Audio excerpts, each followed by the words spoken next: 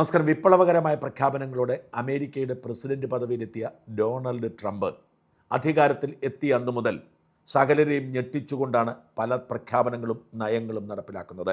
അതിൽ പലതിനും അമേരിക്കൻ ജനതയുടെ കയ്യടി യഥേഷ്ടം കിട്ടി.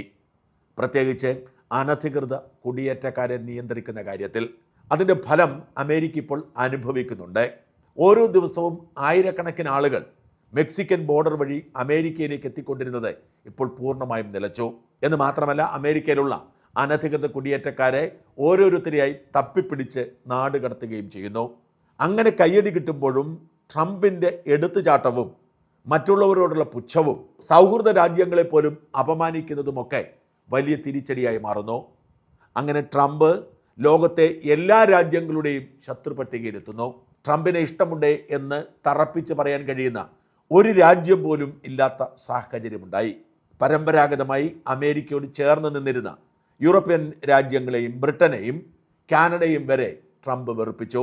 ഈ രാജ്യങ്ങളൊക്കെ അമേരിക്കയ്ക്ക് ബദലായി ഒരു മധ്യശക്തി രൂപപ്പെടുത്താനുള്ള ആലോചനയിലും ചർച്ചയിലുമാണ്. ഡെൻമാർക്ക് എന്ന രാജ്യത്തിൻ്റെ പരമാധികാരത്തിലുണ്ടായിരുന്ന ഗ്രീൻലാൻഡ് പിടിച്ചെടുക്കും എന്ന് പ്രഖ്യാപിക്കുകയും അതിനുവേണ്ടി സമ്മർദ്ദം ചെലുത്തുകയും ചെയ്യുന്നു എന്നത് മാത്രമല്ല, ബ്രിട്ടൻ അടക്കമുള്ള രാജ്യങ്ങളുടെ ആഭ്യന്തര കാര്യങ്ങളിൽ ഇടപെടുന്നു എന്ന ആരോപണവും ട്രംപ് നേരിടുന്നുണ്ട്. ഏറ്റവും അടുത്ത് കിടക്കുന്ന കാനഡയെ വെറുപ്പിച്ച് പണ്ടാരമടക്കി വെച്ചിരിക്കുകയാണ്. ഇതിനിടയിലാണ് ട്രംപ് ഒരു താരിഫ് യുദ്ധം പ്രഖ്യാപിക്കുന്നത്. ട്രംപിന് ഇഷ്ടമില്ലാത്ത രാജ്യങ്ങളുടെ എല്ലാം മേൽ അധിക നികുതി അടിച്ചേൽപ്പിക്കും. ടാക്സ് അടക്കമുള്ള കാര്യങ്ങൾ പലപ്പോഴും വിദഗ്ധർ കൈകാര്യം ചെയ്യേണ്ടതാണ്. എന്നാൽ ട്രംപ് എവിടെയെങ്കിലും ഒരു ഇഷ്ടപ്പെടാത്ത പ്രസ്താവന ഏതെങ്കിലും ഒരു ഭരണാധികാരി നടത്തിയതായി കണ്ടാൽ അപ്പോൾ തന്നെ അവർക്ക് നികുതി ഏർപ്പെടുത്തും. ഈ ശീലം അമേരിക്കക്കാർക്ക് പോലും ആശങ്കയുണ്ടാക്കി. അങ്ങനെ പ്രതികാര ചുങ്കം എന്ന പേരിൽ ട്രംപ് ലോകത്തുള്ള എല്ലാ രാജ്യങ്ങളെയും വെറുപ്പിച്ചു. ഇത്തരം ചുങ്കം ഏർപ്പെടുത്തുന്നത് തീർച്ചയായും ലോക വ്യാപാരത്തെ ബാധിക്കും. ഇന്ത്യയും അമേരിക്കയും തമ്മിൽ വലിയ തോതിൽ കയറ്റിറക്കുമതി നടന്നുകൊണ്ടിരുന്നു. പുതിയ പ്രഖ്യാപനത്തോടെ ഇന്ത്യൻ വിപണി പിറകോട്ട് പോയ സാഹചര്യമുണ്ടായി. ഇന്ത്യൻ രൂപയുടെ മൂല്യം ഇടിഞ്ഞുപോയി. ഇത് ലോകത്ത് പല രാജ്യങ്ങൾക്കും അനുഭവപ്പെട്ടു. ഒടുവിൽ ഓരോരോ രാജ്യങ്ങളുമായി ചർച്ച നടത്തി അതാത് രാജ്യങ്ങളുമായി ഒരു ഒത്തുതീർപ്പിലെത്തി അവർക്കൊരു പ്രത്യേക നികുതി വ്യവസ്ഥ ഏർപ്പെടുത്തുകയാണ് ട്രംപ് ചെയ്തത്. അടിസ്ഥാനപരമായി ട്രംപ് ഏർപ്പെടുത്തുന്ന നികുതി അമേരിക്കയിലെ സാധാരണ മനുഷ്യരുടെ പോക്കറ്റിൽ നിന്നാണ് പോകുന്നത് എന്ന് എന്തുകൊണ്ടോ ട്രംപ് മനസ്സിലാക്കിയില്ല. അമേരിക്ക ഇറക്കുമതി ചെയ്യുന്ന ഒരു ഉൽപ്പന്നം കയറ്റിവിടുന്ന രാജ്യങ്ങൾ തമ്മിൽ നികുതി വ്യത്യാസമുണ്ടെങ്കിൽ കുറഞ്ഞ നികുതിയുള്ള രാജ്യത്തിന് ഗുണമുണ്ടാവുകയും കൂടിയ നികുതി ഏർപ്പെടുത്തിയിരിക്കുന്ന രാജ്യങ്ങൾക്ക് നഷ്ടമുണ്ടാവുകയും ചെയ്യും എന്നത് മാത്രമാണ് ഈ പ്രതികാര നികുതി കൊണ്ട് സംഭവിക്കുന്നത്. അങ്ങനെ ഏറ്റവും അധികം ഉപദ്രവിച്ചത് ഇന്ത്യയായിരുന്നു. റഷ്യയുമായുള്ള എല്ലാ കച്ചവടവും അവസാനിപ്പിക്കാൻ വേണ്ടി 25% അധിക നികുതി ഏർപ്പെടുത്തി. അങ്ങനെ ഇന്ത്യയുടെ ബാധ്യത 50%. ബംഗ്ലാദേശും പാകിസ്ഥാനും വിയറ്റ്നാമും അടക്കമുള്ള രാജ്യങ്ങൾ ഇന്ത്യയിൽ നിന്ന് കയറ്റുമതി ചെയ്ത അതേ സാധനങ്ങൾ കയറ്റുമതി ചെയ്യുന്നതുകൊണ്ട് ഇന്ത്യക്ക് അമേരിക്കൻ വിപണി നഷ്ടപ്പെട്ട സാഹചര്യമുണ്ടായി. ഇന്ത്യൻ കമ്പനികളും അമേരിക്കൻ കമ്പനികളും മുൻപ് മുതലുണ്ടാക്കിയിരിക്കുന്ന വ്യാപാര കരാറുകളൊക്കെ കുഴപ്പത്തിലായി തീർന്നു. കിറ്റെക്സ് അടക്കമുള്ളവർ വലിയ പ്രതിസന്ധിയിലേക്ക് നീണ്ടു. ട്രംപിൻ്റെ പ്രഖ്യാപനം മോദിയെ കലിപ്പിക്കുകയും ബദൽ വഴികൾ തേടിപ്പോവുകയും ചെയ്തു. GST പരിഷ്കാരമടക്കമുള്ളവ കൊണ്ടുവന്നത് ഈ പശ്ചാത്തലത്തിലായിരുന്നു. അങ്ങനെ ചൈനയടക്കമുള്ള രാജ്യങ്ങളോട് ഇന്ത്യ സൗഹൃദത്തിന് ശ്രമിച്ചതോടെ ട്രംപ് താഴേക്കിറങ്ങി വരികയും ഇന്ത്യൻ പ്രധാനമന്ത്രിയെ ഫോണിൽ വിളിച്ച് ചർച്ചകൾ നടത്തുകയും ചെയ്തു. ആ ചർച്ചകൾ ഏതാണ്ട് ഫലപ്രദമായി. ഇന്ത്യയും റഷ്യയും തമ്മിലുള്ള വ്യാപാരം അവസാനിപ്പിക്കാമെന്ന് ഇന്ത്യ സമ്മതിച്ചിട്ടുണ്ട് എന്ന് ട്രംപ് അവകാശപ്പെടുകയും ഈ പശ്ചാത്തലത്തിൽ ഇന്ത്യക്ക് 18% പിഴച്ചുങ്കം നിജപ്പെടുത്തുകയും ചെയ്തു. ഇന്ത്യയുമായി കയറ്റുമതിയിൽ മത്സരിക്കുന്ന രാജ്യങ്ങൾക്ക് ഏർപ്പെടുത്തിയ നികുതി വെച്ച് നോക്കുമ്പോൾ ഇന്ത്യക്ക് അത് വലിയ നേട്ടമുണ്ടാക്കി. എന്നാൽ എന്നിട്ട് പോലും പ്രതിപക്ഷം അമേരിക്കയ്ക്ക് മുമ്പിൽ കീഴടങ്ങി ഇന്ത്യ എന്ന തരത്തിൽ പ്രചരണം ആരംഭിക്കുന്നു. തിയററ്റിക്കലി അത് ശരിയാണ്. അമേരിക്കയിൽ നിന്ന് ഇങ്ങോട്ട് കയറ്റുമതി ചെയ്യുന്ന ഉൽപ്പന്നങ്ങൾക്ക് നികുതിയില്ല. ഇന്ത്യയിൽ നിന്ന് അങ്ങോട്ട് അമേരിക്കയ്ക്ക് കയറ്റുമതി ചെയ്യുന്ന സാധനങ്ങൾക്ക് 18% നികുതിയുണ്ട്. സ്വാഭാവികമായും അമേരിക്കയ്ക്ക് മുമ്പിൽ കീഴടങ്ങിയെന്ന് പറയാം. പക്ഷേ ഇന്ത്യൻ സമ്പദ് വ്യവസ്ഥയുടെ കണക്ക് വെച്ച് നോക്കുമ്പോൾ അതിൽ കാര്യമില്ല. കാരണം ഇന്ത്യയേക്കാൾ ഉയർന്ന നികുതിയായിരുന്നു ഇന്ത്യയുടെ കോമ്പറ്റീറ്റീവ് രാജ്യങ്ങൾക്ക്. അതുകൊണ്ട് തന്നെ ഇന്ത്യൻ വിപണി ഉണർന്നു. അങ്ങനെ വലിയൊരു നേട്ടം ഇന്ത്യ കൈവന്നു എന്ന നിലയിലിരിക്കുമ്പോൾ ചർച്ചകൾ ഏതാണ്ട് പൂർത്തിയാക്കി മാർച്ച് മാസത്തിൽ കരാറിൽ ഒപ്പുവെച്ച് ഏപ്രിലിൽ അത് നടപ്പിലാക്കാൻ ഇരിക്കുമ്പോഴാണ് ഇടിമിന്നൽ പോലൊരു വാർത്ത വരുന്നത് കഴിഞ്ഞ വെള്ളിയാഴ്ച അമേരിക്കൻ സുപ്രീം കോടതി ട്രംപിന് പിഴച്ചുങ്കം ഏർപ്പെടുത്താനുള്ള സകല അധികാരങ്ങളും റദ്ദ് ചെയ്തുകൊണ്ട് ഉത്തരവിറക്കി. 6 ജഡ്ജിമാർ ആ ഉത്തരവിനെ ശരിവെച്ചപ്പോൾ 3 ജഡ്ജിമാർ അതിനെ എതിർത്തു. അതുകൊണ്ട് ആ ഉത്തരവാണ് ഇനി പരമമായ ഉത്തരവ്. ഇന്ത്യക്കെന്നല്ല ഒരു രാജ്യത്തിനും ഇനി അമേരിക്കൻ പ്രസിഡന്റിനെ തോന്നിയതുപോലെ പിഴച്ചുങ്കം ഏർപ്പെടുത്താൻ പറ്റില്ല. 1977 International Emergency Economic Power Act അനുസരിച്ചായിരുന്നു ട്രംപ് ഈ നികുതി ഏർപ്പെടുത്തിയത്. അങ്ങനെ ആ ആക്ട് അനുസരിച്ച് നികുതി ഏർപ്പെടുത്താൻ പ്രസിഡന്റിന് അധികാരമില്ലെന്നും അത് കോൺഗ്രസ് കൂടി തീരുമാനിക്കേണ്ടതാണെന്നും അതുകൊണ്ട് തന്നെ ട്രംപിന്റെ പ്രഖ്യാപനങ്ങൾ അസാധുവാണെന്നും സുപ്രീം കോടതി പറഞ്ഞു. ഇത് ട്രംപിനെ കുഴക്കി. ട്രംപ് അതുവരെ ഭയപ്പെടുത്തി നേടിയതൊക്കെ വെറുതെയായി. ഒരു രാജ്യത്തിനും ഇനി ആ നിയമമനുസരിച്ച് ചുങ്കം ഏർപ്പെടുത്താൻ കഴിയാത്ത സാഹചര്യം രൂപപ്പെട്ടു. അതായത് അന്ന് വരെ പ്രഖ്യാപിച്ച എല്ലാ പിഴ നികുതികളും ഇല്ലാതായി. പക്ഷെ ട്രംപ് വെറുതെ ഇരുന്നില്ല. കോടതിയെ വെല്ലുവിളിച്ചുകൊണ്ട് മറ്റൊരു നിയമത്തിൻ്റെ അടിസ്ഥാനത്തിൽ എല്ലാ രാജ്യങ്ങൾക്കും 10% പിഴച്ചുങ്കം ഏർപ്പെടുത്തുന്നു. പിറ്റേ ദിവസം അത് 15% മാറ്റുന്നു. ആ നിയമം 1974 അമേരിക്കൻ ട്രേഡ് ആക്ട് ആണ്. ഈ ട്രേഡ് ആക്ട് അനുസരിച്ച് അടിയന്തര ഘട്ടങ്ങളിൽ ഒരു നിശ്ചിത കാലയളവിലേക്ക് പ്രസിഡന്റിന് കോൺഗ്രസിന് അനുമതിയില്ലാതെ ചുങ്കം ഏർപ്പെടുത്താം. ആ നിയമത്തിൻ്റെ സെക്ഷൻ 122 പറയുന്നത് 150 ദിവസത്തേക്ക് പരമാവധി 15% അധിക നികുതി ഏർപ്പെടുത്താമെന്നാണ്. ആ നിയമമനുസരിച്ചാണ് ട്രംപ് ഇപ്പോൾ ഈ 15% പ്രഖ്യാപിച്ചിരിക്കുന്നത്. എന്ന് വെച്ചാൽ ട്രംപിന് ആ നിയമമനുസരിച്ചും 15% കൂടുതലായി ഒരു രാജ്യത്തിൻ്റെ മേൽ നികുതി ഏർപ്പെടുത്താൻ സാധ്യമല്ല.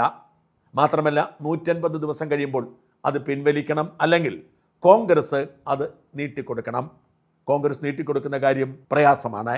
എന്ന് വെച്ചാൽ ട്രംപിന് തോന്നിയതുപോലെ ആളുകളെ ഭയപ്പെടുത്തിക്കൊണ്ട് നികുതി ഏർപ്പെടുത്താനോ ഇപ്പോൾ ഏർപ്പെടുത്തിയിരിക്കുന്ന 15% നികുതി 150 ദിവസത്തിന് ശേഷം തുടരാനോ സാധ്യമല്ല.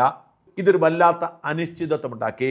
സുപ്രീം കോടതി പിഴച്ചുങ്കം റദ്ദ് ചെയ്തപ്പോൾ ഉയർന്ന അമേരിക്കൻ വിപണി ട്രംപ് അധിക നികുതി ഏർപ്പെടുത്തിയപ്പോൾ വീണ്ടും താണു. കാരണം അടിമുടി അനിശ്ചിതത്വമാണ്. ലോകത്തുള്ള എല്ലാ രാജ്യങ്ങളും അമേരിക്കയുമായി വ്യാപാര ചർച്ച നിർത്തിവെച്ചു, ഇന്ത്യ അടക്കം. യൂറോപ്യൻ യൂണിയൻ കഴിഞ്ഞ ജൂലൈയിൽ തന്നെ അമേരിക്കയുമായി വ്യാപാര കരാറിൽ ഒപ്പുവെച്ചതാണ്. എന്നാൽ ഇന്നലെ യൂറോപ്യൻ യൂണിയൻ ആ കരാർ സസ്പെൻഡ് ചെയ്തു. എന്ന് വെച്ചാൽ ഇതുവരെ വ്യാപാര കരാറിൽ ഏർപ്പെട്ട രാജ്യങ്ങൾ അവരുടെ കരാർ സസ്പെൻഡ് ചെയ്യുകയും ഇപ്പോൾ ചർച്ച നടന്നുകൊണ്ടിരിക്കുന്ന രാജ്യങ്ങൾ ചർച്ച നിർത്തിവെക്കുകയും ചെയ്തു. ഇത് ട്രംപിനെ കലിപ്പിച്ചു. ട്രംപ് ഇന്നലെ പൊട്ടിത്തെറിച്ചുകൊണ്ട് ട്രൂത്ത് സോഷ്യൽ മീഡിയയിൽ വീണ്ടും രംഗത്തെത്തി. ട്രംപ് പറഞ്ഞു, എന്നോട് കളിക്കാൻ ആരും ശ്രമിക്കരുത്, എന്നോട് കളിക്കുന്നവരെ ഞാൻ പാഠം പഠിപ്പിക്കും, ഞാനാണ് ഈ രാജ്യത്തിൻ്റെ സർവാധികാരി. സുപ്രീം കോടതി വിധിയുടെ പേര് പറഞ്ഞ് എന്നെ ചൊറിയാൻ വന്നാൽ, അമേരിക്കയോട് കളിക്കാൻ വന്നാൽ ആ ഗെയിം ഞാൻ തകർക്കും. ഇപ്പോൾ ചർച്ച ചെയ്ത് ധാരണയിലെത്തിയിരിക്കുന്ന രാജ്യങ്ങൾ ആ കരാറിൽ നിന്നും പിന്മാറിയാൽ അവർ അനുഭവിക്കാൻ പോകുന്നതേ ഉള്ളൂ. അവർക്ക് സ്വപ്നത്തിൽ വിചാരിക്കാൻ കഴിയാത്ത നികുതിയായിരിക്കും ഞങ്ങൾ ഏർപ്പെടുത്തുന്നത്. വാസ്തവത്തിൽ ഇത് ഇന്ത്യക്കുള്ള താക്കീതായി വ്യാഖ്യാനിക്കപ്പെടുന്നു. കാരണം ഏറ്റവും വലിയ കരാർ എന്ന നിലയിൽ അമേരിക്കൻ പ്രസിഡന്റ് ട്രംപ് പറഞ്ഞുകൊണ്ടിരുന്നത് ഇന്ത്യയുമായുള്ള വ്യാപാര കരാറാണ്.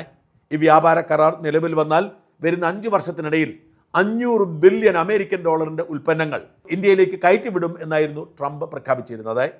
അത് മുടങ്ങിപ്പോകുന്ന സാഹചര്യമുണ്ടായി.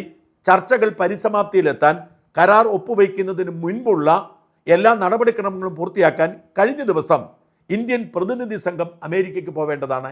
ആ യാത്ര മാറ്റിവെച്ചു. ആ യാത്ര മാറ്റിവെച്ചതിൽ കലിപൂണ്ട ട്രംപ് മോദിയെ വിളിച്ചെങ്കിലും മോദി വീണ്ടും ഫോൺ എടുത്തില്ല.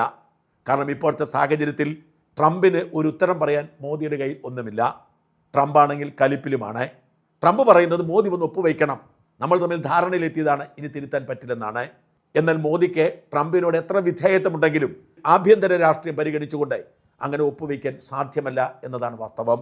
ട്രംപ് മോദിയെക്കുറിച്ച് ചിന്തിക്കുന്നേയില്ല, ഇന്ത്യയെക്കുറിച്ച് ചിന്തിക്കുന്നേയില്ല, ട്രംപിനെക്കുറിച്ച് മാത്രം. ഓർക്കണം, യൂറോപ്യൻ യൂണിയനും ബ്രിട്ടനും പോലും ചർച്ചകളിൽ നിന്ന് പിന്മാറിയിരിക്കുന്നു, ഉള്ള കരാറിൽ നിന്നും പിന്മാറിയിരിക്കുന്നു. അപ്പോഴാണ് ഒപ്പുവയ്ക്കുന്നതിന് തൊട്ടു മുൻപ് ഇത് സംഭവിച്ചതുകൊണ്ട് ഇന്ത്യ രക്ഷപ്പെടുന്നത്. മോദിക്ക് എങ്ങനെ ട്രംപ് പറയുന്നത് പോലെ ഇപ്പോഴത്തെ സാഹചര്യത്തിൽ ഒപ്പുവയ്ക്കാൻ കഴിയും? ഇന്ത്യ വ്യാപാര കരാറിന് സമ്മതിക്കുമ്പോൾ ഇവിടെ ചില ആശങ്കകൾ ഉണ്ടായിരുന്നെങ്കിലും പ്രതിഷേധങ്ങൾ ഉണ്ടായിരുന്നെങ്കിലും മറ്റ് രാജ്യങ്ങളെക്കാൾ മെച്ചപ്പെട്ട നിരക്ക് നമുക്ക് കിട്ടിയിരുന്നു. 18%. പാകിസ്ഥാനും ബംഗ്ലാദേശിനും പോലും 19% ഉറ്റ രാജ്യമായിട്ടും. അതുകൊണ്ട് ഇന്ത്യയിൽ നിന്നുള്ള സാധനങ്ങൾ അമേരിക്കയിലേക്ക് മറ്റ് രാജ്യങ്ങളെക്കാൾ കൂടുതൽ കയറ്റുമതി ചെയ്യാൻ കഴിയുമായിരുന്നു. എന്നാൽ ഇപ്പോഴത്തെ സാഹചര്യത്തിൽ ഇന്ത്യക്കും പാകിസ്ഥാനും ബംഗ്ലാദേശിനും ചൈനയ്ക്കും കാനഡയ്ക്കും എന്തിനേറെ ഇറാനും പോലും 15%. അതിൽ കൂടുതൽ ചെയ്യാൻ ട്രംപിന് കഴിയില്ല. അപ്പോൾ പിന്നെ കരാറിൽ ഒപ്പുവെച്ച് എന്തിനാണ് അമേരിക്കയിൽ നമുക്ക് ആവശ്യമില്ലാത്ത സാധനങ്ങൾ എത്തിക്കുന്നത്? എന്തിനാണ് റഷ്യയുമായുള്ള ബന്ധം വേണ്ടെന്ന് വയ്ക്കുന്നത്? എണ്ണ വ്യാപാരത്തിൻ്റെ കാര്യം ഓർക്കുക. ഇന്ത്യയും റഷ്യയും തമ്മിലുള്ള കരാർ അനുസരിച്ച് ഏറ്റവും കുറഞ്ഞ നിരക്കിൽ ക്വാളിറ്റിയുള്ള ക്രൂഡ് ഓയിൽ നമ്മൾ കൊണ്ടുവന്നിരുന്നു. എന്നാൽ ഈ കരാറിൽ ഒപ്പുവെച്ചാൽ നമുക്ക് റഷ്യയിൽ നിന്ന് എണ്ണ വാങ്ങാൻ പറ്റത്തില്ല എന്ന് മാത്രമല്ല, വില കൂടിയ ക്വാളിറ്റി കുറഞ്ഞ എണ്ണ നമ്മൾ അമേരിക്കയിൽ നിന്ന് ഇറക്കുമതി ചെയ്യണം. അമേരിക്ക അതിനുവേണ്ടിയാണ് വെനസ്വേല പിടിച്ചെടുത്ത് അവിടുത്തെ എണ്ണ കൈവശമാക്കുന്നത്. വെനസ്വേലയുടെ എണ്ണയ്ക്ക് ക്വാളിറ്റി ഇല്ല എന്ന ലോകത്തിനറിയാം. അത്തരം എണ്ണകളായിരിക്കും ഇന്ത്യയിലേക്ക് കയറ്റിവിടുന്നത്. ഇപ്പോഴത്തെ സാഹചര്യത്തിൽ ഈ കരാറിൽ ഒപ്പുവെച്ചാൽ മോദിക്ക് വലിയ തിരിച്ചടിയാവും രാഷ്ട്രീയമായി ഇന്ത്യയിൽ ഉണ്ടാവുന്നത്. അതുകൊണ്ട് മോദി ആഗ്രഹിച്ചാലും ഈ കരാറിൽ ഒപ്പുവെക്കാൻ കഴിയില്ല. അതുകൊണ്ടാണ് മോദി ട്രംപ് വിളിച്ചിട്ട് പോലും ഫോൺ എടുക്കാത്തത്. അതുകൊണ്ടാണ് ട്രംപിന് കട്ടക്കലിപ്പ്. അക്ഷരാർത്ഥത്തിൽ ട്രംപ് പെട്ടുപോയിരിക്കുന്നു. ഇതുവരെ ബഹളം വെച്ച് ഭയപ്പെടുത്തി രാജ്യങ്ങളെ വറുതിയിലാക്കിയത് ഈ ചുങ്കഭീഷണി ഉയർത്തിയാണ്. അത് ചീറ്റിപ്പോയിരിക്കുന്നു. ഇതുവരെ ധാരണയിലെത്തിയ രാജ്യങ്ങളൊക്കെ പിന്മാറുന്നു. അതായത് ട്രംപിൻ്റെ ഏറ്റവും വലിയ നയം ഇല്ലാതാകുന്നു. നിയമത്തിൻ്റെ പഴുതുകൾ ഉപയോഗിച്ച് ട്രംപ് അത് നടപ്പിലാക്കാൻ ശ്രമിച്ചാലും അത് നടപ്പിലാവുകയില്ല എന്നതാണ് വാസ്തവം. ഒരു വശത്ത് സാമ്പത്തികമായി ട്രംപിൻ്റെ നീക്കം പൊളിഞ്ഞു പോകുന്നു, മറുവശത്ത് ഈ ചുങ്കഭീതി ഉയർത്തി മറ്റ് രാജ്യങ്ങൾ വരുതിയിൽ നിർത്തിയിരുന്നതും ഇനി നടക്കാതെ പോകും. അക്ഷരാർത്ഥത്തിൽ ട്രംപ് ഒറ്റപ്പെട്ടു പോകുന്ന സാഹചര്യമാണ് രൂപപ്പെടുന്നത്. ഒരു ഭരണാധികാരി ലോകമര്യാദകൾ മറന്നുകൊണ്ട് തന്നിഷ്ടപ്രകാരം ഇറങ്ങിപ്പുറപ്പെട്ടാൽ എത്ര ശക്തനാണെങ്കിലും എന്ത് സംഭവിക്കും എന്നതിന് തെളിവാണ് ട്രംപിൻ്റെ ഇപ്പോഴത്തെ അവസ്ഥ.